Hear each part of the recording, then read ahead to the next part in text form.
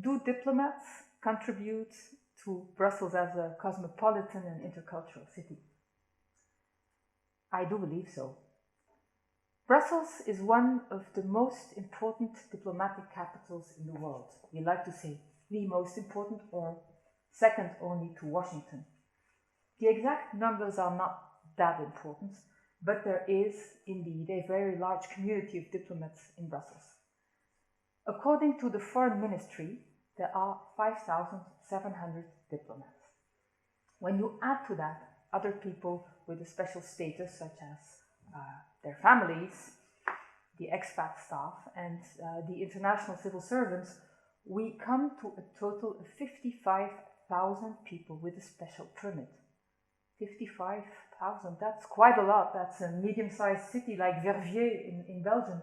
It is even a little bit more than Jet or Saint-Gilles, and just slightly less than Anderlecht. How does it come that Brussels hosts so many diplomats? Well, there are different reasons to that. Brussels is, of course, the capital of Belgium, but it is also the European capital. We host the European Parliament, the European Commission. We also host NATO, for example. And the fact that we have these very important institutions in Brussels also attracts a lot of other organizations.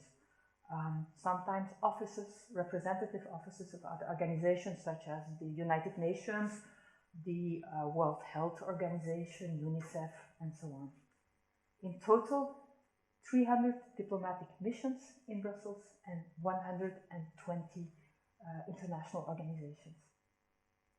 Now, what do they bring to the city? How do they relate to, on the one hand, the general population of Belgium, and on the other hand, to people that share origins with a specific country or a specific region? They have an influence, they play a role in different ways. One is their sheer presence. 55,000 people, I already said, that's a medium-sized city in Belgium. If you look at the scale of Brussels, you could even say that this is like a 20th municipality. They live here because most of them live in or around Brussels. They send their kids to school, sometimes to international schools, but often also to Belgian schools. They do their shopping here. They join sports clubs. They pass their leisure time. So it is already an important presence, 20th municipality of Brussels. Professionally also, they have an impact. If we zoom in on bilateral diplomacy, that means the people that are here to establish the relations specifically with Belgium, not with the European Commission, not with NATO. This amounts to 1,600 people. If you think about it, where do they come from? They come from the whole world, and so your first idea would be that they come mostly from Europe. There are indeed 400 diplomats coming from the European continent. But it's not the biggest group. There are 430 from Africa, 500 from Asia. And adding to that, we still have about 250 from the American continent and 35 from the Pacific region. So that is quite a diversity. Most of these embassies have the mission to practice economic diplomacy. So I'll come back to this sentence. Most embassies have to work on economic diplomacy. What does it mean? It means that they try to strengthen the economic relations between their home country and Belgium. And to do this, they create contacts, they create networks between Belgian companies, Belgian officials, governments, and companies, officials from their country. So there you already have a lot of exchange. A second field I would like to focus on is the cultural diplomacy. Some countries are very lucky, some embassies are very lucky because they have a cultural institution. One example on the Rue Royale is the Korean Cultural Institute. They allow us to get a better knowledge of the Korean culture on the one hand, and if we wish we can even study the Korean culture over there. And they also look how they can establish links with Belgian society, and they have, for example, a very good collaboration with the Comic Strip Museum. Comics are also very popular in Korea, so they organize workshops, exchanges, exhibitions.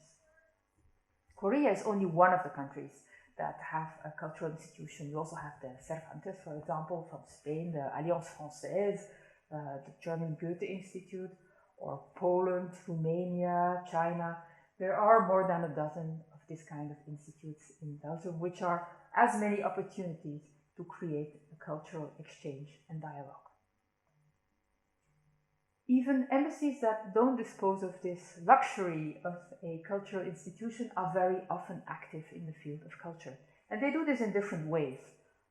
It could be through language lessons, and I know that, for example, the Bulgarian embassy supports lessons for Bulgarian kids living in Belgium. Others organize conferences, organize concerts. You can listen sometimes to beautiful traditional music from Iran, India, Morocco, Turkey, you name it. Exhibitions, big ones, such as the festivals of Europalia.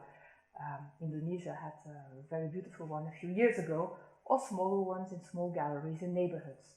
So there, again, many possibilities to exchange. There are many, many forms in which there are exchanges, many fora, but maybe a third form, because it's a bit more controversial, is religious diplomacy. We see that a number of embassies also want to work on this theme, and they want to provide religious support to people, send teachers, send preachers. Why is this controversial? Some people think this is good, this is comfortable, and they are really finding a lot of help in it. Others feel this is a form of control and pressure, which is not good, of course, and this should not be the case. Same, of course, for a political influence that embassies could have.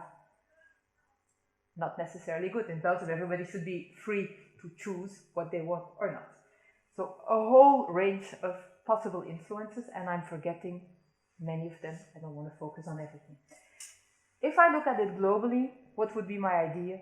I think that it's very positive to have this large community of diplomats in Brussels, that it really creates opportunities for exchange, to deepen your knowledge, to have intercultural discussions, and to create more sympathy.